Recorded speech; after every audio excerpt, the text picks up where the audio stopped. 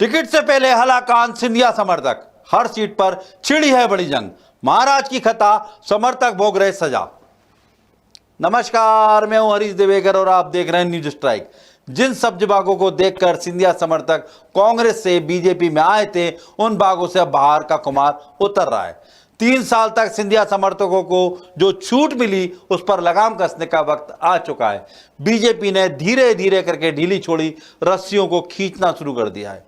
नतीजा यह है कि महाराज के समर्थकों के सियासी भविष्य पर ही अब तलवार लटकी हुई नजर आ रही है। पहले कांग्रेस की जीत का पोस्टर बॉय बने और फिर बीजेपी के पक्के वादों का पोस्टर बॉय बने, सिंधिया अपने समर्थकों के पोस्टर वार को ना रोक सके, जिसकी सजा अब उन्हें भुगतना पड़ रही है। साल 2020 में हुआ उपचुनाव याद है आपको? 28 सीटों के इस उपचुनाव में ज्योतिरादित्य सिंधिया हीरो। हर सभा, हर रैली में मुख्यमंत्री शिवराज सिंह चौहान के साथ वो कंधा से कंधा मिलाते नजर आए। साल 2023 का मुख्य विधानसभा चुनाव आते आते तस्वीर बदली हुई नजर आने लगी। सिंधिया बीजेपी नेताओं की कतार में अब काफी पीछे नजर आ रहे हैं। बीजेपी उम्मीदवारों की पहली लिस्ट में भी यही स्थिति नजर आ रही है, जिसमें दल बदल कर बीजेपी में आए सिंधिया समर्थकों का नाम गायब हो चुका है। मामला इतने पर ही सिमट जाता तो भी ठीक था। मुश्किल ये हो गई है कि आने वाली सूचियों में भी कई सिंधिया समर्थकों के नाम कटने के आसार साफ नजर आ रहे हैं। सिंधिया समर्थकों को मेन स्ट्रीम से बाहर करना बीजेपी की मजबूरी बन चुकी है, खासतौर से ग्वालियर चंबल में, जहां सिंधिया समर्थकों पर अब बीजेपी के पुराने नेता भारी पड़ने लगे। पार्टी लाइन से बाहर जाकर महाराज के नाम पर रुआब झाड़ रहे समर्थकों की वजह से पहले ही बीजेपी में बहुत नाराजगी है, जिसका नुकसान भांपते हुए पार्टी अब सख्त फैसले ले रही है। पहली लिस्ट में उस सख्ती का टेलर दिखाई दिया, अब आने वाली लिस्ट में और भी सिंधिया समर्थकों के दिल टूटने का अंदेशा है। ऐसा इसलिए भी लग रहा है क्योंकि दल बदल वाली सीटों पर पुराने भाजपाई दम मारने लगे। कुछ सीटों पर तो एक से ज्यादा बीजेपी नेता लॉबिंग में जुट गए। उपचुनाव में ग्वालियर चंबल की 16 सीटें शामिल थीं, जिनमें से 15 सीटों पर सिंधिया समर्थकों ने ही चुनाव लड़ा था। पहली लिस्ट में बीजेपी ने उन सीटों में से 2 पर उम्मीदवार उतार दिए।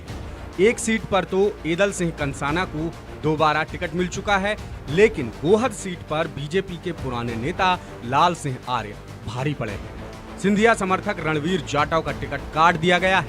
इसके बाद से बीजेपी में अटकलें तेज हैं कि अब सिंधिया समर्थकों के दिन लद गए हैं। कांग्रेस ने भी ये दावा कर ही दिया है कि अब सिंधिया और उनके समर्थकों को धोखे की सजा मिलने वाली है। देखिए, सिंधिया जी जो खुद हैं, भाजपा में जाने के बाद तीसरी पंक्ति के नेता बन चुके हैं। जहां कांग्रेस में प्रथम पंक्ति के नेता कहलाते थे, वो तीसरी पंक्ति के नेता हैं। इसके अलावा आप देखें, जब खुद वो सांसद जिसने सिंधिया को हराया हो, केपी यादव, अगर वो सिंधिया को मंद बुद्धि कह दे, इससे जाहिर होता है कि सिंधिया की भारतीय जनता पार्टी में क्या हैसियत बची है। टिकट तो छोड़िए, अपने समर्थकों के टिकट तो छोड़िए, मैं तो कहता हूँ सिंधिया जी खुद अगर कहीं से टिकट पा जाए, भाजपा से चुनाव जीत जाएं, तो मैं दावा करता हूं सिंधिया जी वो भी नहीं कर पाएंगे, क्योंकि सिंधिया जी को भारतीय जनता पार्टी ने एक टिश्यू पेपर की तरह यूज करके फेंक दिया। यूज एंड थ्रो हो गए सिंधिया जी, एक टिश्यू पेपर की तरह। अब सिंधिया जी का भाजपा में कोई वजूद नहीं बचा है। बीजेपी में भी हालात कुछ ऐसे ही हैं, जिसके बाद अटकलें या दावे दोनों को सच मानना मजबूरी हो रहा है। हालांकि कुछ सिंधिया समर्थकों का टिकट तय माना जा रहा है, जिनमें तुलसी सिलावट, राजवर्धन सिंह दत्तीगांव और महेंद्र सिंह सिसोदिया का नाम शामिल है। इसके अलावा हार के बावजूद इमरती देवी टिकट की मजबूत दावेदार मानी जा रही हैं, लेकिन बाकी सीटों पर जबरदस्त द्वंद्व छिड़ा हुआ है। बात करते हैं मुरैना सीट। सिंधिया समर्थक पूर्व विधायक रघुराज कंसाना के अलावा पूर्व मंत्री रुस्तम सिंह के बेटे राकेश सिंह यहाँ से टिकट के दावेदार हैं। हमीर पटेल और गीता हर्षाना भी यहाँ पर दावेदारी जता रही हैं। डिमनी सीट की बात करें तो कांग्रेस के रविंद्र सिंह तोमर यहाँ से विधायक हैं।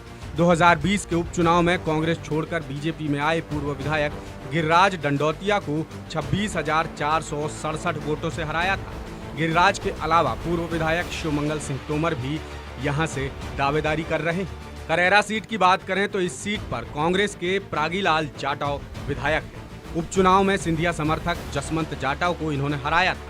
अब जसवंत जाटव के अलावा पूर्व विधायक रमेश खटीक और शकुंतला खटीक भी दावेदारों में शामिल हैं। अशोकनगर सीट की बात करें तो विधायक जजपाल सिंह जज्जी के अलावा मुकेश कलावत, सत्येंद्र कलावत, लड्डू राम कोरी भी टिकट की दावेदारी कर रहे हैं। अब आते हैं मुंगावली सीट पर, तो यहां से पीएचई राज्य मंत्री ब्रजेंद्र सिंह यादव को बीजेपी से सांसद केपी यादव की पत्नी अनुराधा यादव, पूर्व जनपद अध्यक्ष रामराजा यादव और अजय यादव की दावेदारी परेशान कर रही है। मेहगांव सीट की बात करें तो सिंधिया समर्थक मंत्री ओपीएस भदौरिया के अलावा मूल बीजेपी नेता और पूर्व विधायक राकेश शुक्ला और मुकेश चौधरी भी मजबूत दावेदार माने जा रहे हैं। भांडेर सीट पर 2020 में सिंधिया समर्थक रक्षा सिरोनिया कांग्रेस प्रत्याशी फूल सिंह बरैया से महज 161 वोटों से जीती थी। इस बार पूर्व विधायक घनश्याम फिरौनिया उनकी सीट से बीजेपी के ज्यादा मजबूत उम्मीदवार माने जा रहे हैं। ग्वालियर पूर्व सीट की बात करें तो सिंधिया समर्थक और हारे हुए प्रत्याशी मुन्नालाल गोयल के सामने रामेश्वर भदौरिया चुनौती बनकर खड़े हैं। ग्वालियर सीट पर प्रद्युम्न सिंह तोमर विधायक हैं और मंत्री भी। बीजेपी के कद्दावर और पुराने नेता जयभान सिंह पवैया उनके सामने मुश्किल बन रहे हैं। पोहरी सीट पर सिंधिया समर्थक पीडब्ल्यूडी राज्य मंत्री सुरेश राजखेड़ा के अलावा पूर्व विधायक प्रहलाद भारती और सलोनी धाकड़ भी यहां से दावेदार हैं। अंबाह सीट पर विधायक कमलेश जाटव क्षेत्र में काफी सक्रिय हैं। मूल भाजपाइयों की जगह हाल ही में दल बदल कर आए सत्यप्रकाश सखवार उन्हें टक्कर दे रहे हैं। ग्वालियर चंबल की दल बदल वाली तकरीबन हर सीट पर नई और पुरानी बीजेपी का ये द्वंद्व जारी है। जिस हिसाब से पहली सूची में सिंधिया समर्थकों के नाम पर कैंची चल रही है, उसे देखते हुए लगता है कि बीजेपी की अगली लिस्ट भी सिंधिया समर्थकों के लिए सदमा ही साबित होगी। भारतीय जनता पार्टी में कोई न तो किसी गुट में होता न कुछ होता। जब टिकट का वितरण होता है तो उसका एकमात्र आधार है उसके जीतने की संभावना, भारतीय जनता पार्टी की विचारधारा पर उसकी दृढ़ता। और जो कार्यकर्ता इन दोनों मामलों में पार्टी के जो मापदंड है उन पर खरा बैठता है, टिकट उससे मिलेगी। हमारे यहाँ गुटबाजी के लिए कोई स्थान नहीं है। गुटबाजी तो कांग्रेस में कोई किसी का आदमी है, कोई किसी का, कोई कमलनाथ जी का, कोई दिग्विजय सिंह जी का, कोई अरुण यादव का। भारतीय जनता पार्टी में बड़ा स्पष्ट है कि जो भी कार्यकर्ता है वो भारतीय जनता पार्टी का कार्यकर्ता है और उसकी जीतने की संभावना और पार्टी की विचारधारा के प्रति निष्ठा, इन दोनों के आधार पर पार्टी निर्णय करेगी किसे कहां से चुनाव लड़ाना है। ये असर न सिर्फ लिस्ट पर दिख रहा है बल्कि सिंधिया के चुनावी इस्तेमाल पर भी नजर आ रहा है। चुनाव नजदीक आते आते सिंधिया की जगह ग्वालियर चंबल में नरेंद्र सिंह तोमर का कद बढ़ा दिया गया है। सिंधिया जैसे चुनावी चेहरे का उपयोग ना के बराबर नजर आ रहा है। इतना ही नहीं, हाल ही में मंत्री पद की लिस्ट जारी करते समय उमा भारती को तो सुना गया, लेकिन सिंधिया समर्थक को मौका नहीं दिया गया। उसकी जगह एक पद खाली रखना ही मुनासिब समझा गया। क्या ये इस बात का इशारा नहीं है कि सिंधिया का मैजिक अब बीजेपी में खत्म हो रहा है? देखिए, जैसा आज नरेंद्र सिंह तोमर जी ने पत्रकारों के सामने कहा कि सिंधिया जी हमारे नेता हैं। कांग्रेस में जब तक थे तब चेहरा थे, उनकी पूछ परख थी, वहां पहुंच के नेता हो गए। और नेता का बीजेपी में क्या हाल होता है वो अगर देखना है तो आपको ग्वालियर से अनूप मिश्रा को देख लेना चाहिए, जयभान सिंह पवैया को देख लेना चाहिए, गौरीशंकर सेजवार को देख लेना चाहिए। ये बीजेपी का अपने नेताओं के साथ एक बड़ा वर्ग है, बड़े नाम है। तो ये स्थिति, सिंधिया जी अब नेता हैं और नेताओं के साथ जो बीजेपी करती है वो कर रही है। और अब मजबूरी सिंधिया जी की है कि वो नेताओं की भीड़ में से बाहर निकल के चेहरा तो बन नहीं सकते, क्योंकि इस पार्टी में चेहरा तो दो ही है, तीसरा चेहरा हो नहीं सकता। तो उनके साथ सारे प्रयोग अब होंगे और बीजेपी अब उनके साथ प्रयोग कर रही है। इसकी शुरुआत है, कैंडिडेट का टिकट कटा और उसके बाद उनकी जो कैबिनेट एक्सपेंशन हुआ उसमें भी सीट खाली है, लेकिन नहीं पूछा गया, आगे पूछे भी नहीं जाएंगे क्योंकि नेता बहुत है बीजेपी में। बीजेपी ने चुनावी समय में नए कार्यकर्ताओं की जगह मूल कार्यकर्ताओं को ही तवज्जो देकर ये स्पष्ट कर दिया है कि पार्टी किसी भी शर्त पर सीटें गंवाने के मूड में कतई नहीं है। इसी मुद्दे से जुड़ा हमारा आज का सवाल है कि क्या सिंधिया समर्थकों को साइडलाइन कर ग्वालियर चंबल में बीजेपी को बड़ा नुकसान होगा? इसके जवाब में आपके पास है 3 विकल्प। पहला हाँ, दूसरा नहीं और तीसरा पता नहीं। इस सवाल का जवाब आप हमारे तमाम सोशल मीडिया प्लेटफॉर्म्स यानी फेसबुक, यूट्यूब, इंस्टाग्राम और ट्विटर पर दे सकते हैं। पिछली बार हमने आपसे पूछा था कि क्या मंत्रिमंडल विस्तार से बीजेपी को फायदे की जगह नुकसान होगा, तो इसके जवाब में 82% लोगों ने कहा हाँ, 12% लोगों ने कहा नहीं और 6% लोग बोले पता नहीं।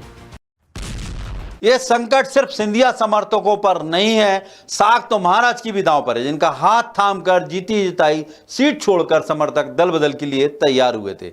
लेकिन यह लगता नहीं कि सिंधिया इस बार अपने समर्थकों के लिए कुछ खास कमाल कर सकेंगे। फिलहाल तो पार्टी ने उन्हें चुनावी कार्यक्रमों में सीमित कर दिया है। अब अगली लिस्ट तय करेगी कि बीजेपी में महाराज का राज कितना कायम है और उनके समर्थकों का रुतबा कितना रंग लाने वाला है। नमस्कार।